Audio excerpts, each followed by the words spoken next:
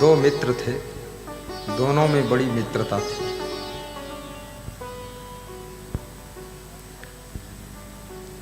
एक मित्र तीर्थ यात्रा पर जा रहा था, तो उसने सोचा घर में जो सोना चांदी है उसको अपने मित्र के घर रख दूं और हम पति पत्नी तीर्थ यात्रा करके लौट कर आएंगे तो मेरा मित्र सुरक्षित रखेगा, वापस देगा। सोना चांदी रख कर चले गए। तो कैसे रखा? एक पाइप थी मोटी, उसके अंदर भर दिया और दोनों तरफ से बंद कर दिया और रख दिया। तीर्थ यात्रा प्रारंभ हो गई। किसी का मन कब बदल जाता है, किसी का मन कब बिगड़ जाता है, कौन ईमानदार कब बेईमान बन सकता है, कुछ पता नहीं। पति पत्नी तीर्थ दर्शन कर रहे, खुशियां मना रहे।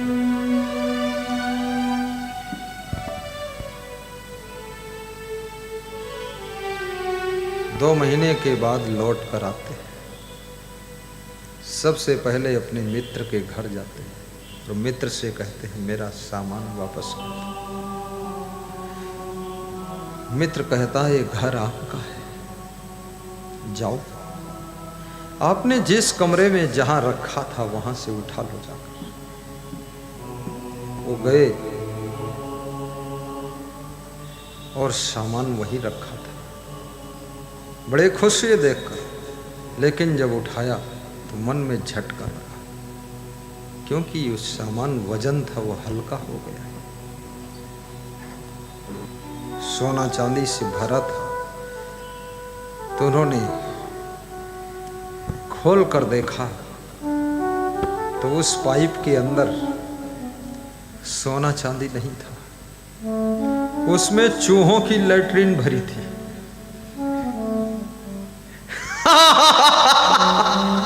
अरे सोना चांदी गायब, चूहों की लैट्रिन भरी थी और ढक्कन बंद।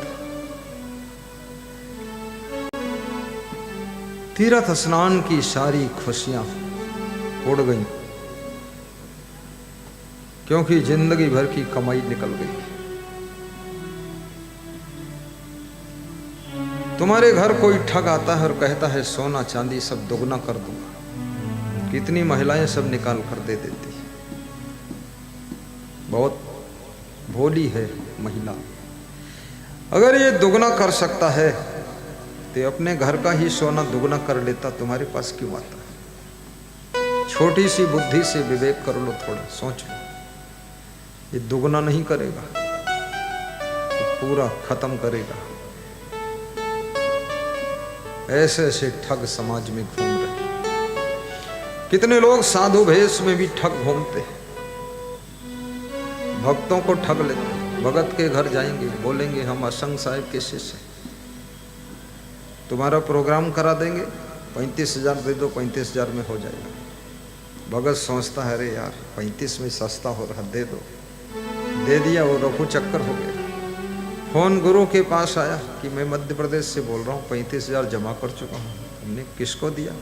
यहाँ तो कुछ अता पता नहीं। बोले आप ही का चेला आया था। मैंने कहा मैं तो कोई चेला भेजता ही नहीं। 35,000 ले गए। साधु भेष में भी बहुत से लोग ठग का काम कर रहे हैं। इसलिए साधुओं के सम्मान का ग्राफ गिरता जा रहा है, नेताओं का ग्राफ गिरता जा रहा है, क्योंकि नेता घोटाला खूब करते हैं। ईडी का छापा पड़ता है, 300 करोड़ नोट निकलता है। कमाल है। अरे मुझे 2 करोड़ दे दे तो आश्रम बना लूं अयोध्या में। 300 करोड़ आखिर सरकार सब ले गई। और वही नेता मंच पर आएगा तो 100 रुपये दान नहीं देगा ना, यहीं से माला ले लेगा, कहीं फटा पूरा ना पहना देगा और यहीं से बोल देगा साहेब साहेब साहेब बड़ा बेईमान है, अब फंस गया, बेहोश से पकड़ा गया। अच्छा हुआ पकड़ गए तो कम से कम यहाँ के कर्म का दंड यही मिल गया, अन्यथा परलोक में दंड भोगते क्या फायदा, निपट गए यही। ठगों से बचो। कितनी कंपनियां आती हैं तुम्हारे धन को 3 महीने में दुगना करती, तुम लालच में फंस जाते, मोल धन भी खो देते, उनके लालच में मत फंसो। रातों रात करोड़पति बनने की कोशिश करने वाले लोग रातों रात करोड़पति तो नहीं बन पाते हैं, लेकिन सवेरा होता है तब तक वो रोडपति हो जाते हैं, रोड पर आ जाते हैं, सड़क पर आ जाते हैं। इसलिए ये लालच भी छोड़ दो, धीरे धीरे उन्नति करिए, धीरे धीरे विकास करिए, और धन कितना ही हो जाए, अगर मन नहीं भरा तो धन तुम्हें तृप्त नहीं कर सकता है। मन तो संतोष के धन से ही तृप्त होता है, मन सोना चांदी के धन से, रुपयों के धन से कभी तृप्त नहीं होता है। और जिसका मन संतुष्ट नहीं है, विश्व की संपत्ति का मालिक बन जाए तो भी वो कंगाल ही है, कंगाल ही।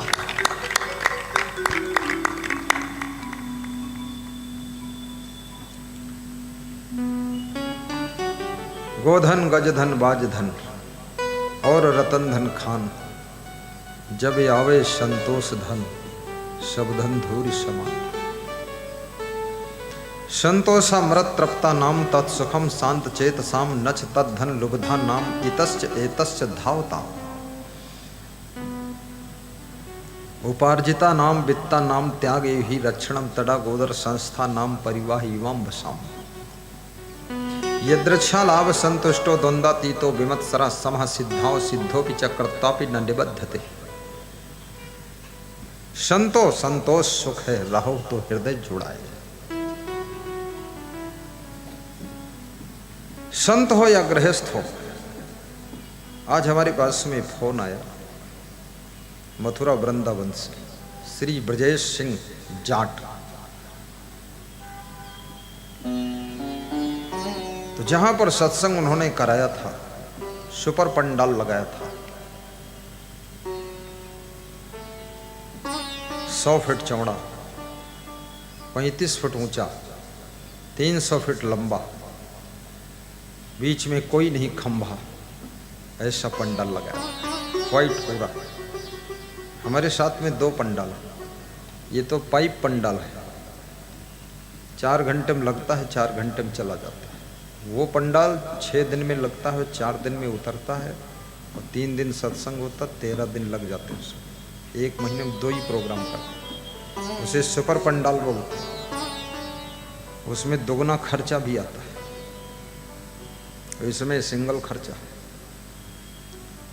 ये ऐसे है जैसे चाय कम दूध लगता है, वो ऐसे है जैसे रबड़ी डबल दूध लगता है।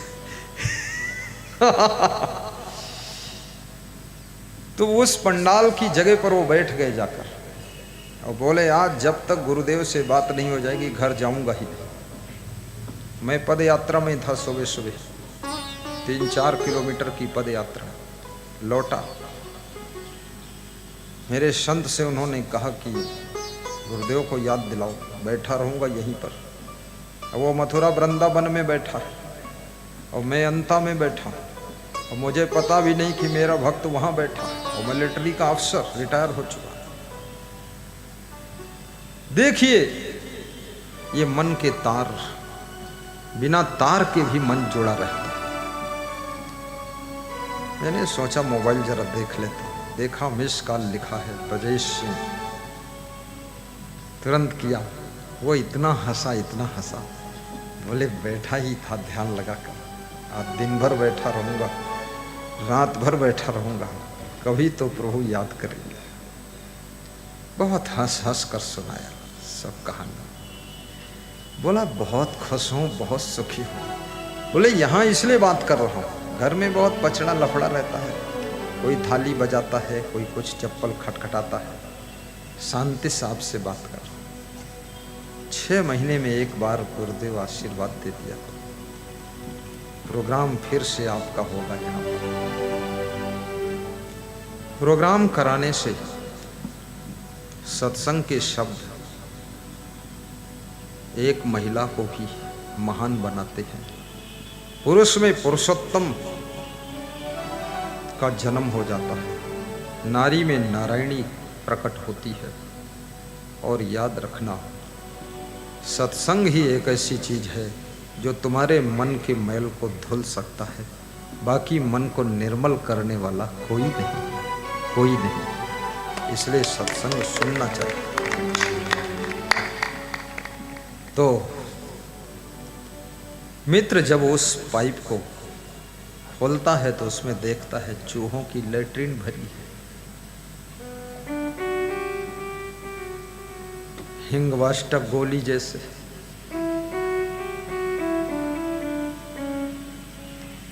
मन में बड़ा धक्का लगा कि ये सोना चांदी 2 महीने में चूहे की लेट्रिन बन गया, क्या बात। लेकिन उसने कहा कुछ नहीं। बुद्धिमान वो है जो हर समस्या को किसी से कहता नहीं, सह लेता है और समय का इंतजार करता है। चूहों की लेट्रिन से भरी हुई पोली पाइप को ढक्कन बंद करके अपने घर ले जाता है। पति पत्नी रात में सोचते हैं तीर्थ यात्रा तो हो गई लेकिन बर्बाद हो गई, पूरा सब सोना चांदी चला गया। मित्र धोखा दे दिया, ठग लिया। शत्रु का मारा बच सकता है लेकिन मित्र का मारा बच नहीं सकता है। इसलिए याद रखना, जिससे मित्रता करो, अगर बीच में कोई डिस्टर्ब हो तो मीठे मीठे दूर हो जाओ, लेकिन उससे शत्रुता मत करो। मित्र को शत्रु मत बनने दो, दूर हो जाइए गम खाकर। क्योंकि मित्र की वह दशा है, घर का भेदी लंका ढावे। वो विभीषण जैसे लंका में आग लगा देगा, लंका को भस्म करने में मदद करेगा। सबसे पहले तो मित्रता करना है तो अपने माता पिता से मित्रता रखो, अपने सास को सखी बनाओ और अपने गुरु को मित्र बनाओ। अर्जुन कहते थे, हे कृष्ण तुम मेरे भगवान भी हो, तुम मेरे सखा भी हो, तुम मेरे गुरु भी हो और तुम मेरे साले भी हो, तुम मेरे सारथी भी हो और तुम मेरे जन्म जन्म के साथी भी हो। हे कृष्ण तुम में भगवान का रूप भी दिखता है, मित्र का रूप भी दिखता है और तुम में हमें जो जो जरूरत है सब रूप दिखाई दे जाता है।